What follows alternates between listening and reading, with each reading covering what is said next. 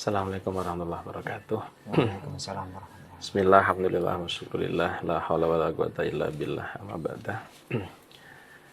Dalam hidup kita itu ada beberapa orang yang berjasa. Siapapun kita bisa sukses, itu pasti di belakang kita ada orang-orang hebat yang harus kita akui. Yang pertama adalah orang tua. Sehingga tidak ada seorang anak itu bisa sukses tanpa ada doa orang tua. Utamanya doa seorang ibu. Bagi seorang murid, yang paling berjasa dalam hidup seorang murid adalah seorang guru. Nah, bagi seorang suami, yang berjasa dalam hidup seorang suami pasti ada istri yang hebat di belakang. Nah, kita tahu suami-suami hebat itu pasti ada dua istri yang istimewa. Nah, makanya seorang suami tidak boleh bangga diri ketika dia sukses. Maka orang sukses itu dia harus ingat bahwa ketika dia sukses ada istri di belakang yang tulus mendoakan suami. Istri yang baik itu pasti tulus ketika mendoakan suaminya. Maka suami banyak sukses, ini tergantung juga dari peran seorang istri. Gitu ya. Jadi istri itu pengaruhnya luar biasa. Jadi istri bisa doa untuk suami. Makanya di sebagian riwayat ketika ada istri sholat tidak mendoakan suami, tidak diterima sholatnya. Nah, makanya suami harus ada di setiap doa seorang istri. Makanya suami yang paham itu, dia akan tahu ketika ada kita seorang suami sukses, dia tidak akan pernah melupakan istri yang di belakang. Di belakang layar itu ada istri yang hebat. Tulus doanya setiap malam untuk suami, untuk anak-anaknya itu luar biasa. Yang kedua, ketika kita jadi seorang anak, bisa sukses. Itu jelas peran seorang ibu yang paling istimewa. Makanya utamanya untuk anak laki-laki.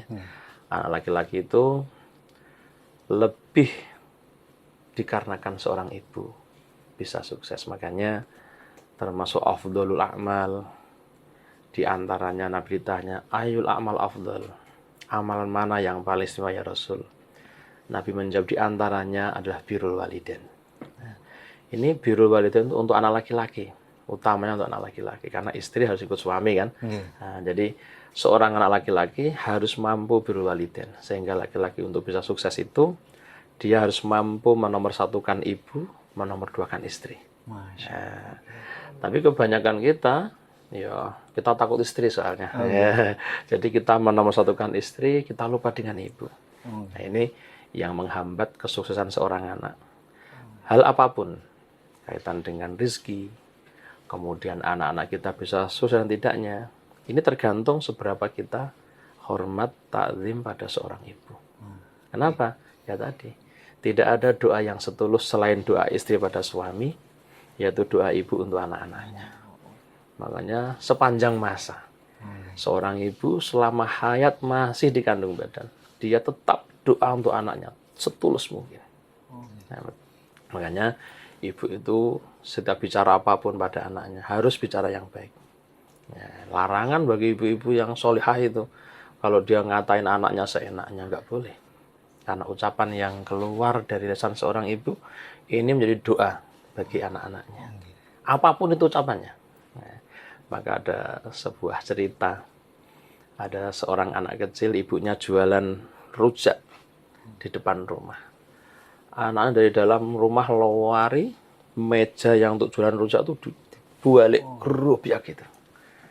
Ya, hati seorang ibu pasti sakit, marah. Dan ini luar biasa ibu yang solehah ini. Dia ketika marah bisa mengatakan, ya Allah, anak calon kiai nakalnya kayak gini ya. Marah saja, istri solehah bisa doa untuk anaknya. Masya Allah. Sehingga akhirnya anak itu betul menjadi seorang kiai. Makanya kadang-kadang kita itu menganggap kalau kiai itu bapaknya kiai, belum tentu. Ada anak bapaknya tidak kiai, tapi dia jadi kiai, bapaknya bukan kiai. Oh, itu mungkin ada riado dari neneknya, dari kakungnya. Selama kakungnya hidup tuh riadohnya luar biasa, utamanya khidmat dengan orang alim biasa, sehingga bisa jatuh pada cucunya. Dan ini fakta di Tulungagung itu ada seorang bapak, ya. Seorang bapak punya jiwa besar, untuk khidmat pada seorang kiai. Dia punya mobil Cherry. Ini fakta ya, bukan hanya cerita. Di tahun-tahun itu, di 2004, 2005, kita punya mobil Cherry itu sudah istimewa. Dia datang ke kiai menawarkan, Pak Yai, kalau sewaktu-waktu Pak Yai ada undangan ngaji, biar saya antar saja Pak Yai. Nggak usah dikasih sangu saya Pak Yai. Saya diizinkan nganter saja. Nanti bensin saya beli sendiri. Saya terima kasih. Betul, dipakai terus. Nggak dikasih apa-apa dia. Masya Allah, akhirnya teman saya sendiri, sekarang jadi kiai, menikahi anak dari Pak sopir yang menawarkan diri. Pondoknya besar, ada sekitar hampir 200 santrinya sekarang. Itu anak orang biasa, dinikah seorang kiai, itu berkah apa? Berkah bapaknya yang ada khidmat dengan seorang kiai. Maka orang-orang dulu itu selalu mengatakan gini, kalau kamu cinta pada ulama, hormat pada ulama, takzim pada kiai, kalau bukan kamu yang jadi kiai, insya Allah anak kamu. Kalau anakmu jadi kiai, mungkin menantu menjadi kiai. Kalau anakmu menantu menjadi kiai, mungkin cucu menjadi kiai. Nah, makanya kita tidak perlu heran, kenapa itu bapaknya bukan kiai, kenapa udah Gus? Nah, tidak semua Gus bisa ngaji, nggak semua. Kita bukan orang Gus, tapi ternyata kita bisa ngaji. Nah ini tidak perlu kita suudzon. Mungkin mbah-mbahnya dulu ada riyadhah, ada khidmat pada orang soleh, sehingga itu menjadi sebab mereka menjadi orang sukses. Makanya saya mengatakan ada jamaah-jamaah on air itu ya, bahwa kalau Anda ingin melihat anak-anakmu sukses, jangan lupakan birrul walidain sebaik mungkin. Barang siapa yang menomorsatukan orang tuanya, maka Allah akan menomorsatukan anak-anak kita. Bukan hanya rezeki kita yang berkah, anak-anak kita pun akan disukseskan Allah. Cukup kita berbuat pada orang tua. Makanya banyak orang sibuk ngomelin anak-anaknya sendiri. Dia sendiri sama ibunya tidak pernah takzim, sama mertuanya nggak pernah akur. Nah ini biasanya menantu-menantu perempuan itu biasanya itu tidak bisa akur sama mertuanya itu biasanya. Nah, makanya cukup kita sebagai seorang ibu atau anak laki-laki, cukup kita birrul walidain sebaik mungkin, utamanya pada ibu, anak-anak kita diatur oleh Allah. Ilmunya, rezekinya, itu pasti. Makanya mudah sebenarnya kita untuk mendapat anak yang soleh-solehah itu. Dimulai dari kita. Iya, seberapa kita solehnya kita sendiri. Ya, maka kalau kita bisa baik dan orang tua kita, ya Allah, tanpa kita mengatur ketat mungkin anak kita diatur oleh Allah. Jadikan anak yang solehah, rezekinya pun bisa menjadi berkah. Apalagi anak laki-laki ya. Anak laki-laki itu punya tanggung jawab besar untuk ibunya. Makanya ketika ada perselisihan antara istri dengan ibu kita seorang laki-laki harus mampu menyelesaikan masalah ini dengan sebaik mungkin tanpa menyakiti salah satu di antaranya. Adil. Tapi terpaksa istri kita tetap minta menang, kita harus rela meninggalkan istri demi orang tua kita. Anak laki-laki. Nah, beda dengan perempuan nanti. Kalau orang perempuan nanti suaminya perempuan itu cekcok dengan orang tuanya perempuan. Kemudian suaminya bilang gini, Dek, kamu ikut saya atau ikut orang tua kamu? Seorang istri wajib ikut suami. Karena surga istri ada telapak kaki suami. Makanya indah hidup itu kalau kita mampu menerapkan sesuai dengan aturan Nabi itu indah sebetulnya. Tidak sulit hidup itu sebetulnya. Nah, sukses itu baru tentang anak-anak kita, belum nanti tentang rezeki. Nah, jadi sukses itu bukan seberapa banyak kita mendapatkan rezeki kan. Sukses itu ya menurut saya selama kita bisa melangkah di jalan Allah atas ridho orang tua kita, kemudian dari ridho guru kita, itulah orang yang sukses. Makanya yang ketiga adalah ridho seorang guru. Jadi tidak ada seorang murid yang sukses tanpa seorang guru. Maka guru itu juga menjadi penunjang utama untuk kita jadi sukses. Alhamdulillah saya bisa hadir di Taiwan untuk yang ketiga kalinya ini. Walaupun acara kecil-kecilan. Saya anggap tidak kecil, ini besar ini acara ini. Karena perjuangan Ibu Putri itu besar sekali. Saya bangga dan saya merasa ini termasuk acara yang besar. Untuk terselenggaranya acara besok itu mati-matian anak-anak di selawat itu. Masya Allah. Makanya Nah, ini juga berkah dari seorang guru. Masya Allah. Luar biasa, ya. Ibu-ibu ini luar biasa. Ketika ibu-ibu ini sudah haus ilmu, sudah bicara ilmu, wah, dimanapun dia, makanya dari bangun tidur sampai tidur lagi. Oh, gitu ya? Iya, Acaranya nih, Bu. iya, Pak, ada terus ibu-ibu itu mulai bangun tidur sampai tidur lagi. Ini tidak pernah lepas handset ini. Mulai pikiran pagi, kemudian kan kita dulu menganjurkan bahwa ada doa yang mustajabah. Oh, gitu. Setelah kita subuh sampai muncul matahari. Ketika itu kita bisa untuk berzikir pada Allah. Nah, berzikir itu bermacam-macam. Bisa baca Quran, bisa ikut pengajian, sampai matahari muncul. Oh, gitu. Allah akan mudahkan rezekinya itu. Masya Allah. Allah akan cukupkan dia sampai di sore hari. Masya Nah, Allah. habis asar, kemudian sampai maghrib. Dan selama kita berzikir, entah baca Quran, ataupun kita ikut pengajian, sampai subuh kita dicukup oleh Allah Subhanahu Wa Taala. Nah, itu rahasianya. Pada waktu itu kan 2012 itu saya masuk di Majelis Taklim tuh belum kelaku hal itu sebetulnya. Alhamdulillah kita sarankan itu, akhirnya ada namanya dzikir fajar, Ibu. Dzikir fajar, dzikir senja itu diadakan betul. Nah, itu terus jadinya itu karena kita berdasar dengan itu. Barang siapa yang habis subuh tidak meninggalkan tempat tinggalnya, tempat duduknya artinya sampai muncul matahari, maka Allah cukupkan dia sampai sore hari. Nah, kita ibu kan kerja, tidak masalah. Yang penting kita dalam rangka berzikir, dalam kita mengaji, tidak ada masalah. Nah, yang penting walaupun kita sambil kerja sana sini, sambil dorong akunnya, tapi kita masih fokus dalam ngaji, itu udah luar biasa. Nah, maka Allah mudahkan, dan Allah mudahkan itu hati-hati mereka mulai dibuka. Artinya orang-orang yang tidak pernah ngaji di rumah, tiba-tiba kenal dengan on air, Masya Allah, cinta mati dengan orang itu luar biasa mereka. Bahkan kalau kita libur 1 hari saja, wah dia rasanya gimana gitu, Masya Allah. Itu di kesolat namanya. Ya. Itu di kesolat itu 1 minggu bisa 4 kali. Kalau ada hajatan, ya bisa 5 kali. Tapi untuk yang rutin, 1 minggu 2 kali, 2 minggu 3 kali, itu yang pasti rutin. Dan itu dulu sebelum ada apa namanya Bu? Perusak land itu namanya dulu apa itu? Itu sampai 360, 370, 380 sampai pesertanya. Iya, peserta. Akhirnya bikin land baru, akhirnya dari awal lagi berangkat babat malih. Alhamdulillah ini sudah mencapai 300 untuk jamaah di Kesenariah. Setiap rutinan pagi, mulai hari Kamis sama Jumat itu sudah mencapai 300, alhamdulillah. Itu luar biasa. Makanya saya selalu mengatakan pada jamaah-jamaah ini, seberapa kita mampu memuliakan guru-guru kita, keberkahan itu akan ada pada kita semua. Makanya dulu saya juga hanya ikut guru saya. Saya dinikahkan guru saya dengan perempuan yang tidak saya kenal. Dalam rangka apa? Dalam rangka khidmat seorang guru. Dan saya punya keyakinan yang kuat bahwa apapun yang diberikan guru untuk muridnya itu pasti yang terbaik.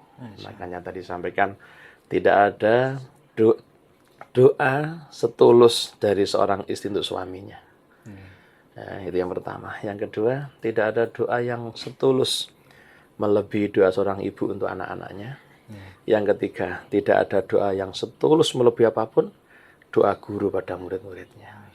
Makanya kalau kita dikatakan kualat itu ya betul.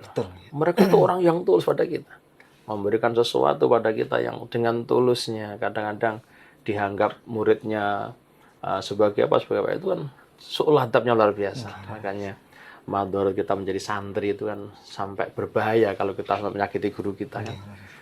Sampai Nabi mengatakan man istakhofa bi ustadihi ibtalahullah bi salasati asya.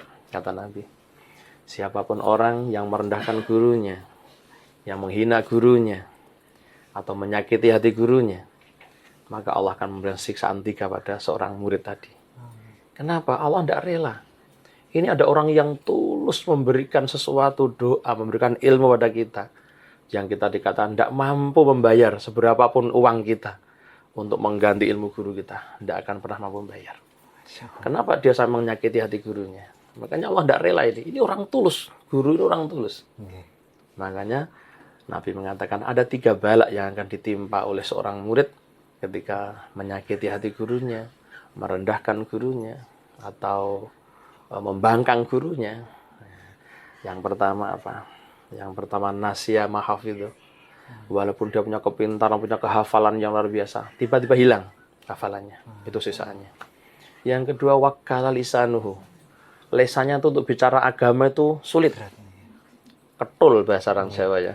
Ketul itu pokoknya omong agama itu gaduh-gaduh gitu. Sulit ya. Pokoknya sulit. Diminta menjelaskan agama sulit sekali. Yang ketiga yang sangat kita khawatirkan apa? Yang ketiga itu waftaqara fi akhirih, tambah tua, tambah melarat, tambah tua, tambah miskin. Itu Allah tidak rela. Ini orang-orang tulus ini. Ya. Makanya seorang suami kalau ingin sukses, muliakan istri. Seorang suami ingin jadi yang terbaik, jangan lupa muliakan istri. Muliakan orang tua, muliakan guru. Ini resep orang laki-laki kalau ingin sukses di mata Allah. Kita bicara di mata Allah saja. Kalau mata manusia terserah ikut itu manusia ya. Pasti ikut. Nah, itu ya.